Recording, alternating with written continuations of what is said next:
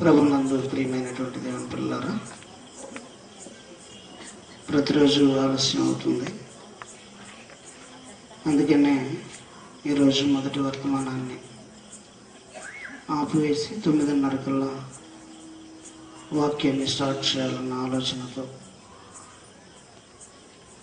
మరి మొదటి వర్తమానాన్ని ఆపడం జరిగింది. 2 దినాలు ప్రకటించబడిన మాటలను ఒకసారి మీరు గుర్తు చేసుకోండి. మరణ దినం అనేది ప్రారంభంలోనే వ్రాయబడింది.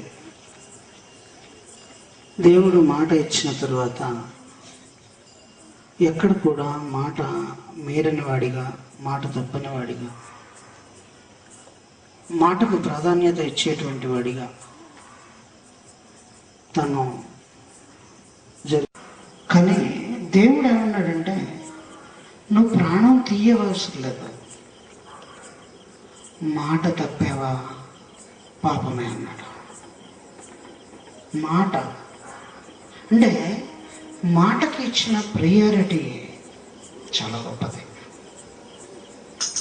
మరి అలాంటప్పుడు మరణకరమైన పాపము చేసిన వానికి జీవము దయచేయను. ఎందుకు జీవాన్ని దయచేస్తాడు అనగానే ఆలోచించాలి జాగ్రత్తగా. మరణం అక్కడ పక్కన వెంటనే ఇంకొక మాటను కూడా చెప్పాడు. అదేంటంటే, మరణకరమైన పాపము కలదు, అట్టి దానిని గూర్చి వేడుకొనవలనని నేను చెప్పుటలేదు. దాని గురించి వేడుకోమని దేవుణ్ణి వేడుకోమని నేను చెప్పట్లేదు. ఈ మరణకరమైన నీవు ఒకవేళ విన్నవించుకుంటానికి ప్రయత్నం చేస్తే అది అవకాశం కుదరదు అన్నాడు. మరణకరమైన పాపం అనేది ఒకటి ఉంది. దాన్ని గురించి గనక విన్నవించుకుంటే ఆయన మరణ జీవం దయచేస్తాడు అని చెప్పాడు. ఏంటి మరణకరమైన పాపం?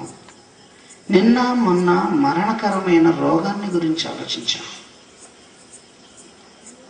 ఒక HIV మరణకరమైన రోగం అవ్వచ్చు, ఒక క్యాన్సర్ మరణకరమైన రోగం అవ్వచ్చు, ఒక అపెండిసైటిస్ మరణకరమైన రోగం అవ్వచ్చు, ఇంకా మిగతావి అన్ని మరణకరమైనవి అని చెప్పడానికి అంతగా ఆస్కారం లేనివి కొన్ని ఉన్నాయి. కానీ ఇక్కడ మనం ఈ మాటను ఆలోచించగలిగినప్పుడు ఎందుకు దేవుడు ఈ ఎగ్జామ్షన్ ఇచ్చాడు అన్నది మీరు ఆలోచిస్తే, ఒకసారి యోహాను సువార్త అక్కడ ఒక భాగాన్ని యేసుక్రీస్తు వారు ప్రస్తావించడం జరిగింది. యోహాను సువార్త 8వ అధ్యాయము, యోహాను సువార్త 8వ అధ్యాయము. జాగ్రత్తగా మీరు బైబిల్ వైపు చూడండి. ప్రజలందరూ ఆయన యొద్దకు వచ్చిరి గనుక ఆయన కూర్చుండి వారికి బోధించుచుండెను. శాస్త్రులను పరిచయులను వ్యభిచారమందు పట్టబడిన ఒక స్త్రీని తోడుకొని వచ్చి ఆమెను మధ్య నిలువబెట్టి, శాస్త్రులు పరిచయులు ఒక స్త్రీని తోడుకొని వచ్చి ఆమెను మధ్య నిలువబెట్టి, జాగ్రత్తగా ఆలోచించాలి. ఇక్కడ మనం స్త్రీని తోడుకొని వచ్చారు, మధ్యలో నిలవబెట్టారు. తీసుకొచ్చిన వాళ్ళు ఎవరు అని మీరు ఆలోచిస్తే శాస్త్రులు పరిచయులు. శాస్త్రులు పరిచయులు వీళ్ళకి ధర్మశాస్త్రం మీద పట్టుంటుంది. బాగా ధర్మశాస్త్రం మీద పట్టుంటుంది. ఈ ధర్మశాస్త్రం మీద మంచి అవగాహన కలిగి ఉన్నవాళ్ళ పునరుద్ధానం లేదు అని నమ్మేవాళ్ళు ఉన్నారు, పునరుద్ధానం కలదు అని నమ్మేవాళ్ళు ఇక్కడ ఉన్నారు. అంటే వాళ్ళకి సబ్జెక్ట్ ఉంది అన్న సంగతి మీరు ఆలోచించాలి. దేని మీద వాళ్ళకున్నది, దేని మీద అని మీరు ఆలోచిస్తే పారంపర్యాచారాల మీద. పారంపర్యాచారాలు, పుదీనాలో కూడా దశమ భాగాన్ని తీసేటువంటి కెపాసిటీ. పుదీనాలో, సోపులో దశమ భాగాన్ని ఏరి పక్కన పెట్టగలిగిన వారు. వాళ్ళను చేసే పనిని మీరు ఆలోచనలు. ఒక స్త్రీని పట్టుకొచ్చారు. వీళ్ళంతా తెలివి తక్కువ వాళ్ళు, తర్వాత అర్థమైంది మీకు. వీళ్ళంతా తెలివి తక్కువ వాళ్ళు, తర్వాత అర్థమైంది. స్త్రీని తెచ్చి ఆమెను తీసుకుని వచ్చి, తోడుకొని వచ్చి ఆమెను మధ్య నిలవబెట్టి, ఎప్పుడు పట్టుకున్నారండి? ఎప్పుడు ఈమెను పట్టుకున్నారు? వ్యభిచారం చేయటానికి వెళ్ళేటప్పుడా, చేసేసి తిరిగి వస్తున్నప్పుడా, వ్యభిచారము చేయుచుండగానా? అండి, వ్యభిచారము చేయుచుండగా వీళ్ళెందుకు వెళ్ళారు అక్కడికి? అండి, వీళ్ళకి ఏం అవసరం అని వెళ్ళారు? వాళ్ళకి వెళ్ళాల్సిన అవసరం ఏంటి? వెళ్ళి అప్పుడు అక్కడ ఎందుకున్నారు? వాళ్ళెందుకు చూశారు ఆ కార్యక్రమాన్ని? అసలు అక్కడ ఫోన్లండి, వెళ్ళారు, పట్టుకున్నారు అన్నారు. పట్టుకుంటే పట్టుకున్నారు, వాడేడే? స్త్రీయే కనపడిందా? రెండో వాడేడి? ఏమండి, పురుషుడు ఏనండి అక్కడ? స్త్రీ మాత్రమే కనపడిందా? పురుషుడు ఏమైపోయాడు? చేస్తున్నప్పుడు పట్టుకున్నామన్నారు. మరలా బూతు మాటలు చెప్తున్నారు. ఎన్నేమన్నా అనాలనుకుంటే నాకంటే ముందు బైబిల్ అనాలి మీరు. ఎందుకు? అది బైబిల్లో ఉన్నది. వ్యభిచారము చేయుచుండగా మరి వాడెక్కడున్నాడు? వాడెక్కడున్నాడండి? వాడెక్కడున్నాడు? ఎందుకు అతన్ని పట్టుకున్నారు? అతన్ని ఎందుకు పట్టుకోలేదు? ఎందుకు వదిలేశారో అని మీరు ఆలోచించాలి కదా. అంటే వీళ్ళు ఎలాంటి వాళ్ళు? గుడ్డివారికి తవ చూపిస్తే వాళ్ళు గుంటలో పడతారు, వీళ్ళు గుంటలో పడతారు అన్న ప్రాసెస్లో వాళ్ళు ఆలోచించారు. అక్కడ వాళ్ళ ఆలోచన విధానం అలా ఉంది. వాళ్ళ ఆలోచన విధానం అలా ఉంది. అంటే వీళ్ళు ఆలోచించారు అక్కడ, ఈమెను తీసుకెళ్ళి ఎలా పెట్టేస్తే యేసుక్రీస్తు వారు ఏం సమాధానం చెప్తాడా, ఆయన ఏమంటాడా, ఆయన ఎప్పుడు పట్టుకుందామా, ఎప్పుడు ఇరికిద్దామా అని ఆలోచించారు. ఆయన చాలా గొప్పవాడండి. అంత సామాన్యంగా చిన్న చిన్న వాటికి బెదిరేవాడు కదా. కరెక్ట్ సమాధానాన్ని ప్లస్ పాయింట్అవుట్ చేసి చేయించాడు. కరెక్ట్ సమాధానాన్ని ఏమన్నాడు అని మీరు ఆలోచిస్తే, ధర్మశాస్త్రములో మోషే మనకు ఆజ్ఞాపించను. అంటే వీళ్ళకి ధర్మశాస్త్రం తెలుసా? అలాంటి వారిని, అంటే వ్యభిచారం చేసే వాళ్ళని పట్టుకొని రాళ్లతో కొట్టి చంపాలి, అది చట్టం. మోషే గారు పెట్టిన చట్టం. రాళ్లతో కొట్టాలి, చంపాలి వాళ్ళని. అలా చెయ్యాలి కదా అని ధర్మశాస్త్రంలో ఉంది అని పాయింట్అవుట్ చేసి ఉంచారు. అంటే బైబిల్లోనే మరలా ధర్మశాస్త్రంలో ఉంది కదా. ఆయనను నీవేమి చెప్పుచున్నావని ఆయన అడిగారు. నువ్వేమంటావు? అయితే నువ్వేమంటావు? నువ్వేం చెప్తావు? ధర్మశాస్త్రంలో అయితే ఇలా ఉంది. మాకు మోషే గారు ఇలా రాసిచ్చాడు. ఈయన రాసిచ్చిన దానిలో ఉన్న ప్రకారం ఇలా ఉంటే నువ్వేమంటావు, నీ ఆలోచన ఏంటి అడిగారండి. అంటే ఇక్కడ ఆ పురుషుల గురించి ఎందుకు రాలేదు? వాళ్ళు ఇద్దరు వ్యభిచారం చేస్తున్నారు అనగానే ఇద్దరు ఉండాలి, పురుషుడు ఉండాలి, స్త్రీ ఉండాలి. స్త్రీ మాత్రమే తెచ్చారు, పురుషుడిని ఎక్కడ వదిలేశారు వీళ్ళు? లేదండి, అప్పటికి పురుషుడు వెళ్ళిపోయాడు, స్త్రీ ఒక్కతే ఉంది, అప్పుడు వెళ్ళిపోయి పట్టుకున్నారు అంటే ఈ వ్యభిచారము చేయుచుండగా అని ప్రస్తావించాడు మరలా పరిశుద్ధాత్మ దేవుడు ఏం మాట్లాడాడంటే వ్యభిచారము చేయుచుండగా, పట్టుకున్నది వ్యభిచారము చేయుచుండగా అన్నాడు. మరి పురుషుడు ఏమైపోయాడు అంటే అతన్ని వదిలేశారంటారు. ఈమెను మాత్రమే నిలబెట్టారండి. ఈమెను నిలబెట్టి ఆయన దగ్గరికి తీసుకుని వచ్చి నువ్వేం చెప్తావు, నువ్వేమంటావు, నీ ఉద్దేశం ఏంటి? ఈమె వ్యభిచారం చేస్తుండగా పట్టుబడింది, పట్టుకున్నాయని మోషే గారు. ఎందుకంటే ధర్మశాస్త్రంలో ఇవ్వబడిన మాటల ప్రకారంగా ఎవరన్నా ఒకరు వ్యభిచరిస్తే వాళ్ళని రాళ్లతో కొట్టి చంపాలి, మరణించేలాగా కొట్టాలి వాళ్ళని. వాళ్ళు చేసిన పాపానికి మరణమే శిక్ష.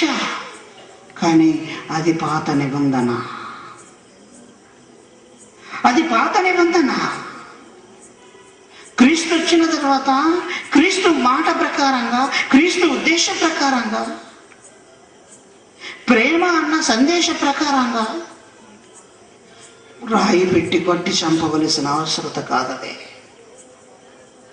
మరణానికి తగిన, అలాగని వ్యభిచారం చెయ్యమని చెప్పట్లేదు, నేను వ్యభిచారాన్ని ప్రోత్సహించట్లేదు. దేవుని మనసు చెప్తున్నాను. అంటే నిన్ను దేవుడు దగ్గర తీసుకోవటానికి అది అడ్డం కాదు అన్నాడు. నువ్వు మనసు మార్చుకుంటే, నీ తప్పు తెలుసుకుంటే, ఇకనైనా ఇప్పటికి నేను ఇలా బ్రతికాను, ఇక నుంచి నేను అలా బ్రతకను, పొరపాటు చేశాను, నా తప్పును నేను గమనించానయ్యా అని నువ్వు రియలైజ్ అయితే నిన్ను క్షమించడానికి నువ్వు చేసే పాపం అడ్డం కాదు అన్నాడు. అక్కడ అడ్డం కాదు అన్నాడు, అది అడ్డం కాదు, నిన్ను నేను క్షమిస్తాను అన్నాడు. ఎప్పుడు? మనసు మారితేనే. మనస్సు మారితేనే.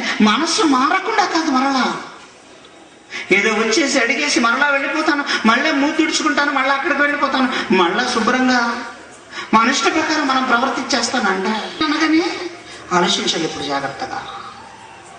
ఆమెను తీసుకుని వచ్చి అక్కడ కూర్చోబెట్టాడు. తీసుకొచ్చిన వాళ్ళు దొంగలు, గుర్తుపెట్టుకోండి మీరు, వాళ్ళు దొంగలు, పేరుకు శాస్త్రులే, పేరుకు పరిచయలే. వాడిని వదిలేశారు, ఆమెను మాత్రమే తీసుకొచ్చారు. వాడిని వదిలేశారు, ఆమెను మాత్రమే తీసుకొచ్చారు. మరణ వ్యభిచారం చేస్తుండగా మేము పట్టుకున్నాం అన్నారు. చేసేటప్పుడు వీళ్ళు ఎందుకు వెళ్ళారు అన్నది కూడా మీరు ఆలోచించాలి.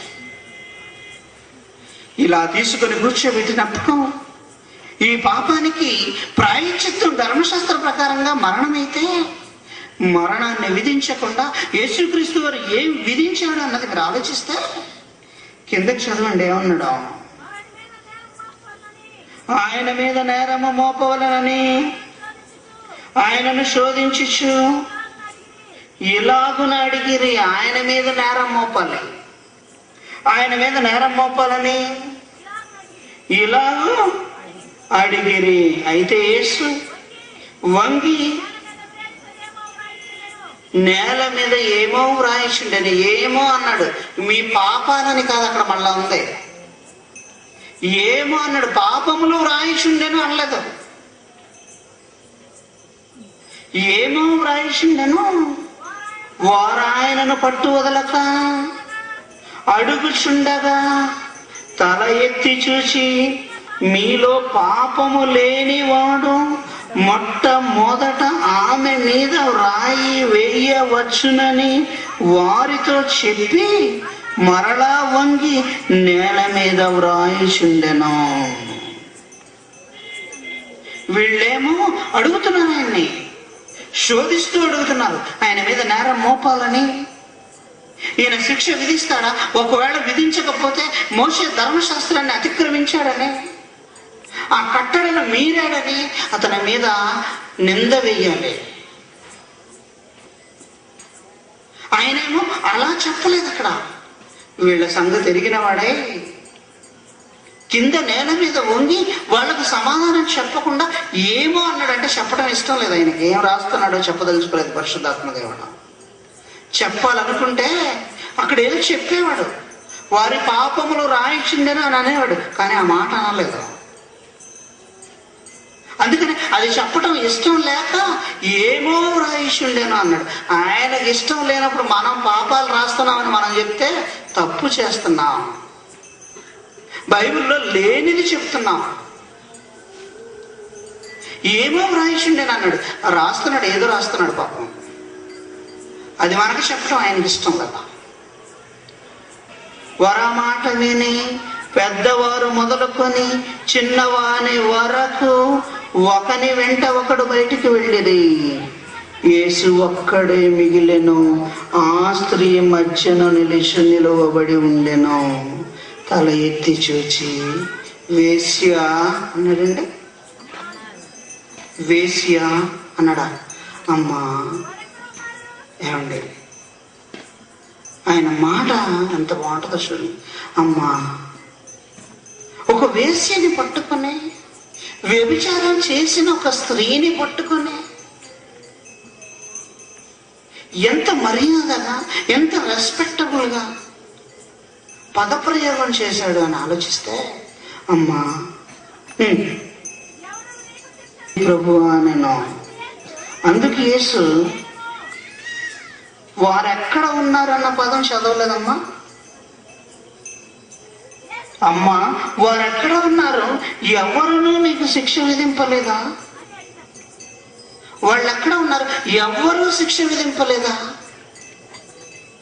వాళ్ళెక్కడ అందరూ వెళ్ళిపోయారు. ఇప్పుడు చెప్పండి మీరు, ఆమె చేసింది మరణకరమైన పాపమా, మరణకరము కాని పాపమా? ఆమె చేసింది మరణకరమైనదా, మరణకరము కానిదా? ఒకవేళ మరణకరమైనదైతే ఎందుకు యేసుక్రీస్తు వారు శిక్ష విధింపలేదు? శిక్ష విధించాలి, చట్ట ప్రకారంగా కూడా శిక్ష విధించవలసినదే కదా, కానీ శిక్ష విధింపలేదు. శిక్ష విధింపలేదు. కారణం, ఆమె మనసు మార్చుకోవటానికి అవకాశం ఇచ్చాడు. మనసు మార్చుకోవటానికి ఆ మాటలో, యేసుక్రీస్తు వారి పిలుపులో, ఆయన చేసిన పనిలో ఆమె తప్పే చేసింది. కానీ తప్పు చేసిన వ్యక్తిని పట్టుకుని నువ్వు తప్పు చేశావు అనే దానికంటే ఇక నుంచి నువ్వు తప్పు చేయకు అని గనక అవకాశం ఇస్తే అతను ఎంత ఆనందపడతాడంటే, త్రుట్టిలో తప్పిపోయినట్లుగా. ఏమండి, సుప్రీంకోర్టు ఆర్డర్స్ జారీ చేసేసి ఉరి శిక్ష విధింపబడి 2 నిమిషాల్లో ఉరి తీయబోయే ముందు నీ ఉరి రద్దు చేస్తున్నానయ్యా అని అంటే అతనికి ఎంత ఆనందంగా ఉంటుంది. నువ్వు చెప్పిన మాట ప్రకారంగా ఇక నుంచి నువ్వు బ్రతకాలి అని అనుకుంటున్నావు కనుక, బ్రతకాలి అనుకుంటున్నా. చిలకలూరుపేట సంఘటనలో బస్సు దగ్ధ కేసులో ఉరి శిక్ష ఖరారైందండి. బాప్తిసం తీసుకుంటాను అన్నాడండి. ఇది పేపర్లో కూడా వచ్చింది.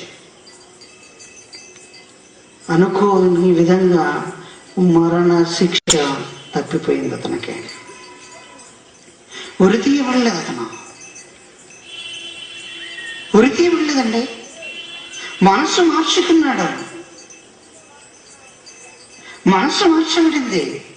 దేవునికి అవసరమైంది మనసు అంటే. శరీర సంబంధమైన రూపక అలంకారంగా కనపడే వస్త్రధారణ కాదు, డ్రెస్ కాదు, వైట్ డ్రెస్ కాదు, నువ్వు వేసుకునే బట్టలు కాదు, నువ్వు చూపించే మాటలలో చూపించే ప్రేమ కాదు, మనసు కావాలి. మనసు కావాలి ఆయనకి. ఆయనతో పాటు సిలువలో ఉన్న దొంగ గురించి కూడా మీరు ఆలోచిస్తే పక్కన వాడు నువ్వు దేవుని కుమారుడు అయితే నిన్ను నీవు రక్షించుకుని నన్ను కూడా రక్షించు అన్నాడు. కానీ పక్కన వాడు నోరుమయ్యి అన్నాడు అవతల వ్యక్తిని, అయ్యా నీ రాజ్యంలో నన్ను జ్ఞాపకము చేసుకో. అక్కడ బాప్తిసం తీసుకోలేదు మరలా, నీ రాజ్యంలో నన్ను జ్ఞాపకం చేసుకో. ఎవరా? ఒక దొంగ మాట్లాడిన మాట. వెంటనే యేసుక్రీస్తు గారు అన్నాడు, నువ్వు బాప్తిసం పొందలేదు కదా. దేవుడు ఆలోచించేది మనస్సు. నీ మనస్సులో ఏముంది అన్నది ఆలోచిస్తాడు. క్రొత్త నిబంధన కాలంలో, క్రొత్త నిబంధన కాలంలో ఎస్పెషల్లీ వాడు గుర్తుపెట్టుకోవాలి, ఈ పదం చాలా ఇంపార్టెంట్. క్రొత్త నిబంధన కాలంలో మాత్రమే, పాత నిబంధన కాలంలో కాదు సుమా, క్రొత్త నిబంధన కాలంలో. అంటే ఇక్కడ ఈ వేశ్యకు శిక్ష విధింపబడలేదు. ఏమన్నాడు చదవండి మరలా, నేను నీకు శిక్ష విధింపను, నీవు వెళ్ళి ఇంకా ఇక పాపము చెయ్యకమని ఆమెతో చెప్పానా. నేను కూడా నేర్చుకున్నా, కానీ నువ్వు మాత్రం పాపం చేయొద్దు, నువ్వు పాపం చేయొద్దు. వాళ్ళేదో తప్పు చేసామని తీసుకొచ్చి నా ముందు నిలవబెట్టారు,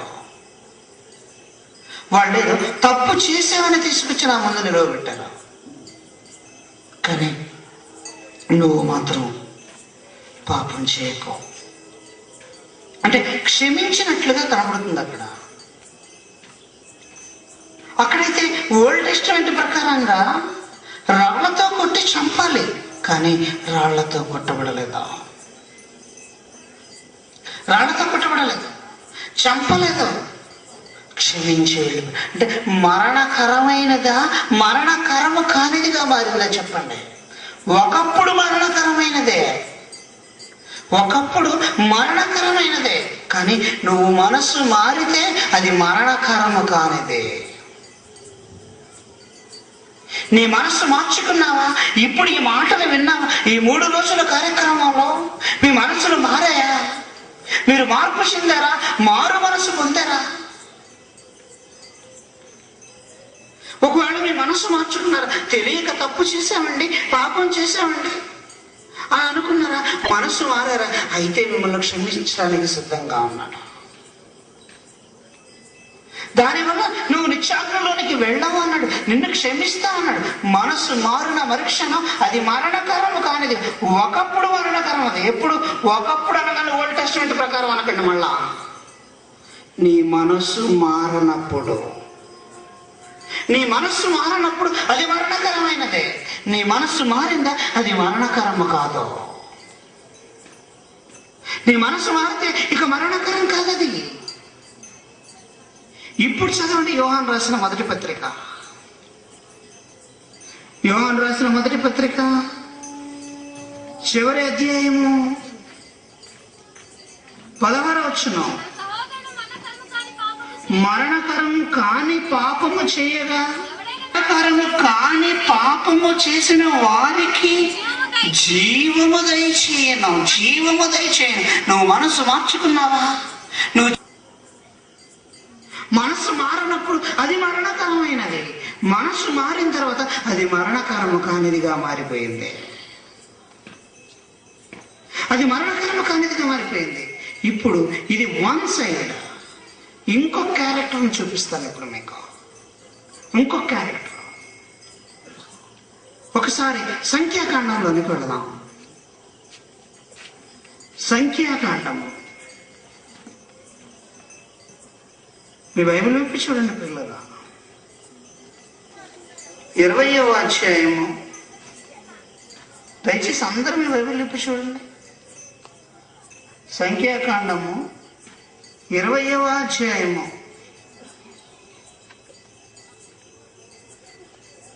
తీసారండి?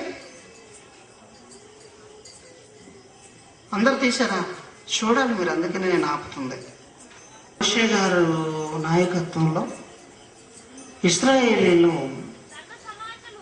సర్వ సమాజము సీను అరణ్యమునకు రాగా ప్రజలు కాదేశులో దిగిరి. అక్కడ మిరియాము చనిపోయి పాతిపెట్టబడెను. ఆ సమాజమునకు నీళ్లు లేకపోయినందున మోషే అహరోనులకు విరోధముగా పోగైరి. జనులు మోషేతో వాదించు, అయ్యో మా సహోదరులు యెహోవా ఎదుట చనిపోయినప్పుడు మేమును చనిపోయిన ఎడల ఎంతో మేలు. అయితే మేమును మా పశువులను ఇక్కడ చనిపోనట్లు ఈ అరణ్యములోనికి యెహోవా సమాజమును మీరేలా తెచ్చుతురి? ఈ కాని చోటికి మమ్మను తెచ్చుటకు ఐగుప్తులో నుండి మమ్మను ఏల రప్పించితిరి? ఈ స్థలంలో గింజలు లేవు, అంజూరములు లేవు, ద్రాక్షలు లేవు, దానిమ్మలు లేవు, త్రాగుటకు నీళ్లే లేవనిరి. అంటే మోషే గారి మీద ఇశ్రాయేలీల కంప్లైంట్. మేము అక్కడే చనిపోతే బాగుండేది, మమ్మల్ని ఇక్కడ దాకా ఎందుకు తీసుకొచ్చారు? ఇక్కడ తినటానికి ఒక చెట్టు లేదు, ఒక కాయ లేదు, కనీసం నీళ్లు కూడా లేవు. ఆ తిరుగుబాటు చేసినప్పుడు అప్పుడు దేవుడు ఏమన్నాడు మీరు ఆలోచిస్తే చదవడం 6వ వచనం. అప్పుడు మోషే అహరోనులు యెహోవా మహిమ వారికి కనబడను. అంతటా యెహోవా మోషేకు ఇలాగున సెలవిచ్చెను, నీవు నీ కర్రను తీసుకొని నీవును నీ సహోదరుడైన అహరోనును ఈ సమాజమునకు పోగు చేసి వారి కన్నుల ఎదుట ఆ బండతో మాట్లాడము. బండతో మాట్లాడము, అది నీళ్ళిచ్చెను అన్నాడు. ఓకే, వాళ్ళైతే తిరుగుబాటు చేశారు. దేవుడు మరలా మోషే అహరోనులకు చెప్పాడు, నీవు నీ కర్రను తీసుకొని నీవును నీ సోదరుడైన అహరోనును ఈ సమాజమును పోగు చేసి వారి కన్నుల ఎదుట ఆ బండతో మాట్లాడము, అది నీళ్ళిచ్చును. నీవు వారి కొరకు నీ నీళ్ల బండలో నుండి రప్పించి సమాజమునకు వారి పశువులకు త్రాగుటకిమ్ము. యెహోవా అతనికి ఆజ్ఞాపించినట్లు మోషే అతని సన్నిధి నుండి ఆ కర్రను తీసుకుని పోయాను. తర్వాత మోషే అహరోనులు ఆ బండ ఎదుట సమాజమును పోగు చేసినప్పుడు అతడి వారితో, ద్రోహులారా వినుడి, మేము ఈ బండలో నుండి మీ కొరకు నీళ్లు రప్పించవలెనా అనేను. అప్పుడు మోషే తన చెయ్యి ఎత్తి 2 మారులు తన కర్రతో ఆ బండను కొట్టగా నీళ్లు సమృద్ధిగా ప్రవహించెను. సమాజమును పశువులను త్రాగెను. అప్పుడు యెహోవా మోషే అహరోనులతో, మీరు ఇశ్రాయేలీల కన్నుల ఎదుట నా పరిశుద్ధతను సన్మానించునట్లు నన్ను నమ్మకపోయిరి గనుక ఈ సమాజమును నేను వారికిచ్చిన దేశంలో నుండి మీరు తోడుకొని పోరని చెప్పాను. జాగ్రత్తగా ఆలోచించాలండి, మీరు జాగ్రత్తగా ఆలోచించాలి. ఈరోజు మాత్రమే చివరిది, ఇక మీ ఊరు నేను రాను, ఇదే లాస్ట్ అండ్ ఫైనల్. మీ ఊరు వచ్చే ఛాన్సే లేదు. ఇంకా ఈ చివరి రోజు ఈ మాటలు వినండి జాగ్రత్తగా. ఈ వాక్యంలో ఉన్న పరమార్థాన్ని అర్థం చేసుకోండి. మోషే అహరోనులు మాట్లాడుతూ వాళ్ళేమో ఒక మాట చెప్పారు, మాకు అక్కడైతే అన్నీ ఉన్నాయి, ఇక్కడ ఏమీ లేవు, ఇక్కడ ఏమి లేవు, దానిమ్మలు లేవు, అంజూరాలు లేవు, తినడానికి తిండి లేదు, తాగడానికి నీళ్లు లేవు, హ్యాపీగా బ్రతికే మమ్మలను తీసుకొచ్చి ఈ అరణ్యంలో పడేశారు, మమ్మల్ని ఈ విధంగా చేసేశారు. ఏంటండి ఈ పరిస్థితి? అక్కడే చనిపోతే బాగుండేది కదా, ఎందుకు ఇలా చేశారు అని అన్నప్పుడు దేవుడు ఒక మాట చెప్పాడు, మోషే కర్ర తీసుకో, కర్ర తీసుకో అన్నాడు. మరి జాగ్రత్తగా అక్కడ చదివితే కర్ర తీసుకో అన్నాడు, కొట్టమని అనలేదండి. కర్ర తీసుకోమన్నాడు, కొట్టమని చెప్పాడా? చదవండి మరలా. అహరోనును ఈ సమాజమును పోగు చేసి వారి కన్నుల ఎదుట ఆ బండతో మాట్లాడు అన్నాడు. కర్ర తీసుకోమన్నాడు, వెళ్ళటమనలేదు. ఈయన వెళ్ళి 2 సార్లు కొట్టాడు. ఈయన వెళ్ళి 2 సార్లు కొట్టాడు. 2 సార్లు కొట్టినందుకు నీళ్ళైతే వచ్చాయి. దేవుడు ఏదైతే చెప్పాడో మాట్లాడమంటే ఈయన వెళ్ళి కొట్టాడు, కానీ అంత మాత్రం చేత దేవుడు నీళ్ళు ఇవ్వకుండా మానేయలేదు. నీళ్ళిచ్చాడు. ఆ నీళ్ళు ఇచ్చిన తర్వాత ఆ నీళ్ళతో ఇచ్చేశాడు. అంతవరకు అయిపోయింది అనుకుంటున్నారు అందరూ. కానీ ఒక్క మాటను ప్రయోగించాడండి. మీరు ఇశ్రాయేలీల కన్నుల ఎదుట వ్యభిచారం చేశారు గనుక అనలేదు అక్కడ. నా పరిశుద్ధతను సన్మానించున్నట్లు నన్ను నమ్మకపోతిరి. నా పరిశుద్ధతను సన్మానించున్నట్లు నమ్మకపోతిరి గనుక. పరిశుద్ధతకు అవమానం ఎక్కడ కలుగు చేశామయ్యా అని మోషే అహరోనులు అనుకున్నారా? ఏ తప్పు జరిగింది అక్కడ అనుకున్నారా? దేవుణ్ణి మోసం చేశారా? ఏం చేశారనండి శిక్ష? నువ్వు సన్మానించలేదు, నువ్వు చనిపోతావు, వెళ్ళావు, పాలు తేనెలు ప్రవహించు దేశంలోనికి ప్రవేశించు అన్నాడండి. పాలు తేనెలు ప్రవహించు దేశం. అక్కడ నుండి కష్టపడి ఈ దరిద్రులతో ఎన్నో మాటలు పడి, ఎన్నో నిందలు అనుభవించి, ఎన్నో బాధలు అనుభవించి వాళ్ళందరినీ తీసుకుని వస్తే చివరి నిమిషంలో, చివరి గడియలో ఒక్క చిన్న పొరపాటు మన లెక్క ప్రకారం మైన్యూట్ అది. కేవలం కొట్టమన్నాడా మాట్లాడమన్నాడా అంటే వెళ్ళన్నాడు, మాట్లాడమని చెప్పి ఆయన కర్ర ఎందుకు తీసుకువెళ్ళమన్నాడు? మరలా కర్రతో పని లేదే, కానీ కర్ర తీసుకువెళ్ళమన్నాడు, కానీ మాట్లాడమన్నాడు. చేతిలో కర్ర ఉండాలి, మాట్లాడమన్నాడు. ఈయనేమో అలవాటు ప్రకారంగా టకా 2 దెబ్బలు వేసేశాడు. టకా 2 దెబ్బలు వేసినంత మాత్రాన పరిశుద్ధతకు అవమానం కలిగిందా? అవును, నేను మాట చెప్పాను, వెళ్ళు మాట్లాడు అన్నాను, కొట్టమని అనలేదు. మాట తప్పటానికి లేదు. మాట ఇచ్చాడా? మాట తప్పకూడదు. వ్యభిచారాన్ని సహించాడేమో, కానీ మాట తప్పితే సహించడండి. వ్యభిచారాన్ని సహిస్తాడా? ఆజ్ఞ అతిక్రమిస్తే ఒప్పుకోడా? ఆజ్ఞ అతిక్రమిస్తే ఒప్పుకోడండి.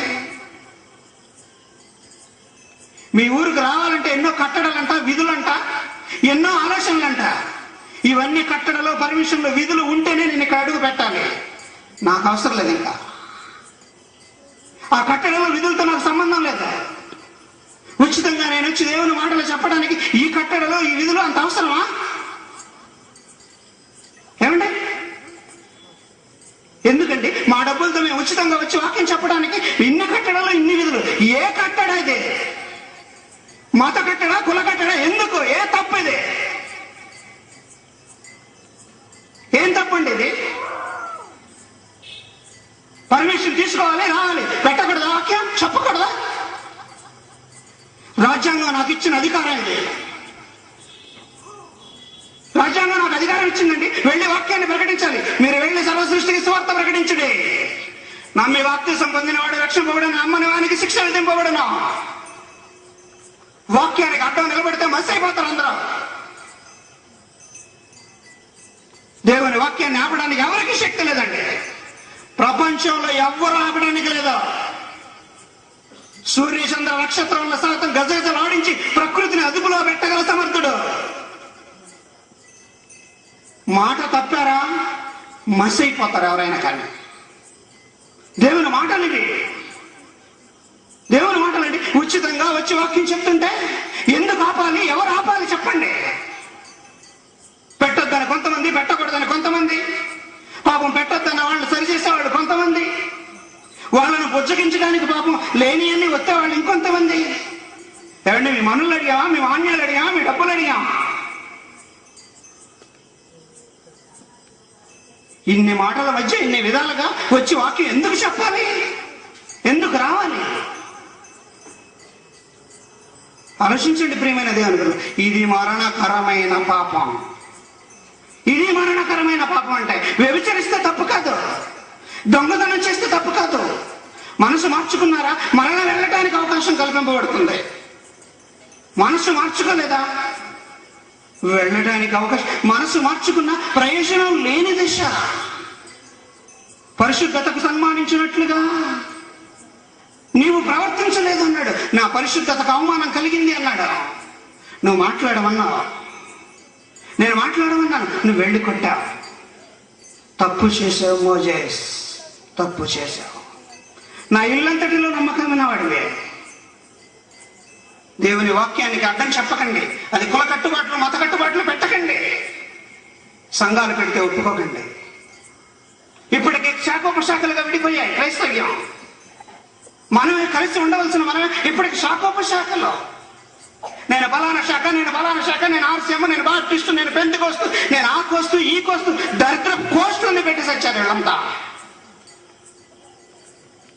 సంఘాలు పెట్టకండి, కానీ సత్యవాక్యాన్ని ప్రకటించడానికి వచ్చిన వాళ్ళకి అడ్డం పడకండి. మీరు సహకరించకపోవచ్చు, డబ్బులు ఇవ్వకపోవచ్చు. మా పిల్లల కష్టం అంటే లేచి నుంచండి. మా కాలేజీ పిల్లలందరూ ఒకసారి నెల్లు పోగేసి మిగతా డబ్బులు నేను వేసుకుని చేసి ఉచితంగా దేవుని మాటలు ప్రకటించడానికి ఇష్టపడుతూ ఉంటాను. నేనేమి డబ్బులు అడగను, మనులు అడగను, మాన్యాలు అడగను, నాకు ఇవి చెప్తాను. మా పిల్లల కష్టంతో ఈ కార్యక్రమాన్ని చేశాం. అందుకు మీరు అందరూ సహకరించారు. మీ అందరికీ చేతులు ఎత్తి దండం పెడుతున్నాను.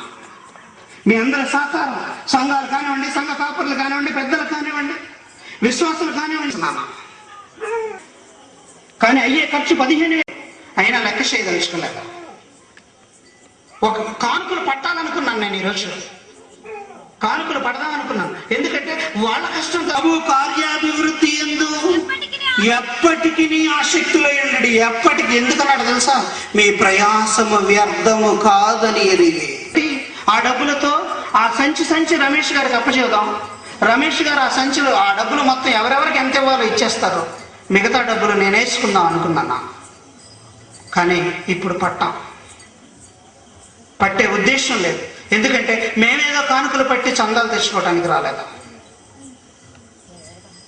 మరణకరమైన పాపం మీద వాస్తవాన్ని చెప్పాలనుకున్నాం. మీ ఆసక్తిని చూసి ప్రేమించండి. ఒక మాట చెప్తాను ఇక్కడ. నేను గంట సేపు మాట్లాడుతున్నప్పుడు ఫోన్ బిల్లు కూడా లెక్క చేయకుండా వాళ్ళు ఇక్కడికి వినిపించారు. అప్పుడు నేను గమనించాను వీళ్ళ ఆసక్తి. ఇలాంటి పిల్లలకు ఎందుకు ఉచితంగా వాక్యం చెప్పకూడదు అనుకున్నాను. పోయినసారి జనవరిలో జరిగాయి, మరలా జరుగుతాయి, ఇంకా డెవలప్ అవుతారు, ఊరు మారుతుంది అనుకున్నాను. కానీ జరగలేదు. దానికి ఎన్నో కట్టుబాట్లు అంట, నాకు తెలియదు అవన్నీ. అయినా సరేలే, వాళ్ళ ప్రాబ్లమ్స్ వాళ్ళకు ఉంటాయి, మనం పెడదాం అనుకున్నాను. వచ్చాను, అందరని అడిగాను, ఓకే అన్నారు, పెట్టాం. దానిలో మధ్యలో వద్దన్నారంట, కానీ సర్దారు. ఓకే, ఎలాగైతే 3 రోజులు దేవుని కృపను బట్టి దేవుని వాక్యం ప్రకటించబడింది. ఇక్కడ మనం ఆలోచించవలసిన విషయం ఒక్కటే ప్రియులారా, పరిశుద్ధతకు అవమానం కలిగిన మరుక్షణం దేవుడు చెప్పిన మాట, దేవుడిచ్చిన ఆజ్ఞ, నీవు పాలు తేనెలు ప్రవహించే దేశంలోనికి వెళ్ళావు అని చెప్పేశాడు. నువ్వు పాలు తేనెలు ప్రవహించే దేశంలోనికి వెళ్ళావు. ఆలోచించండి. మీ మీద కోపంతోనో మీ మీద ద్వేషంతో మాట్లాడుతున్న మాటలు కాదు ఇవి. కట్టుబాట్లు మార్చండి. దేవునికి విరోధంగా నిలువబడేది ఏది బ్రతకదు భూమి మీద. దేవుని వాక్యాన్ని ప్రేమించండి. వాక్యం చెప్పడానికి అవకాశం వచ్చిన వాళ్ళని ప్రేమించండి. ప్రేమతో వాక్యాన్ని ప్రకటించడానికి సహకరించండి. అంతేకాని దేవుని వాక్యానికి ఇబ్బంది కలిగించకండి. అవి కట్టుబాట్లైనా ఏవైనా సరే అవి ఏవి రానివ్వకండి. ఒక తర్వాత బుద్ధిపూర్వకముగా పాపము చేసిన ఎడల పాపమునకు బలి ఇక ఉండదు. బుద్ధిపూర్వకముగా పాపము చేసిన ఎడల పాపమునకు బలి ఉండదు, గాని న్యాయపు తీర్పునకు భయముతో ఏమండి ఇకను ఉండును. ఏమన్నాడు? మనము సత్యమును గూర్చి అనుభవ జ్ఞానము పొందిన తరువాత బుద్ధిపూర్వకంగా పాపము చేసిన ఎడల పాపమునకు బలి ఇక ఉండదు. మార్పు చెందే అవకాశం లేదు, మారటానికి అవకాశం లేదు, నిన్ను క్షమించడానికి అవకాశం లేదు. ఒకసారి మారావు, ఒకసారి బాప్తిసం తీసుకునేటప్పుడు ఒక ఆజ్ఞని జారీ చేశావు. ఏమని? ఇక నుంచి నేను నీ కోసం బ్రతుకుతాను, నా మట్టుకైతే బ్రతుకుడు క్రీస్తు, చావైతే లాభం అన్నావు. ఇక నుంచి అలా గనక ఆ మాట మారావా, బుద్ధిపూర్వకంగా తప్పు చేశామా, ఇక బలి ఉండదు. 6వ అధ్యాయము హెబ్రీయులకు రాసిన పత్రిక 6వ అధ్యాయము 3వ వచనం. ఒక సంబంధమైన వరమును రుచి చూచి పరిశుద్ధాత్మలో పాలివారై దేవుని దివ్య వాక్యమును రాబో యుగ సంబంధమైన శక్తుల ప్రభావమును అనుభవించిన తరువాత తప్పిపోయిన వారు తమ విషయంలో దేవుని కుమారుని మరలా సిలువ వేయచ్చు బాహాటముగా ఆయనను అవమానపరుచుచున్నారు. కనుక మారు మనసు పొందునట్లు అట్టి వారిని నూతన పరుచుట అసాధ్యము. ఇదండి మరణకరమైన పాపం అంట. ఆజ్ఞ అతిక్రమించడం కాబట్టి ప్రియమైన దేవుని పిల్లలారా, ఆలోచించండి. తెలియక చాలా పొరపాట్లు చేయొచ్చు. అది నేను కావచ్చు, మీరు కావచ్చు. మీ ఊరిలోనికి నేను రావటం పొరపాటు అయితే దయచేసి నన్ను క్షమించండి. తలలు వంచండి, ప్రార్థన చేసుకుందాం. ఈ కార్యక్రమానికి సహకరించిన ప్రతి ఒక్క బిడ్డకు మైక్, లైటింగ్, యవనస్తులు, పట్టాలు, ప్రతి విషయంలో పేరు చెప్పట్లేదు. ఎవరెవరైతే సహకరించారో ఆది నుండి అంతం వరకు అందరికీ హృదయపూర్వక వందనాలు చెల్లించుచున్నాను. తలలో వంచండి, కళ్ళు మూసుకోండి, ప్రార్థన చేద్దాం. ప్రేమ కలిగిన తండ్రి, మహోన్నతుడైన దేవాలకు అప్పగిస్తున్నాం. మీ బిడ్డలను రక్షించండి. అగ్నిలో నుండి కొందరినైనా బయటకు లాగటానికి మా వంతు ప్రయాసం పడ్డాం. వారిని మీ కృపలో బలపరచండి. ఇక్కడ ఉన్నటువంటి సంఘాలను, సంఘ బిడ్డలను, సంఘ కాపులను, యవన బిడ్డలను ప్రతి ఒక్కరిని మీ కృపలో బలాన్ని కన్న తండ్రి, మన తండ్రి అయిన దేవుని ప్రేమ, ప్రభువైన యేసుక్రీస్తు వారి కృప, పరిశుద్ధాత్మ దేవుని యొక్క అన్యోన్య సహవాసము కూడి వచ్చిన సకల పరిశుద్ధులకు, దేవుని బిడ్డలకు ఎప్పుడు ఎల్లప్పుడూ సదాకాలము తోడేండి నడిపించిన గాక. ఆమేన్.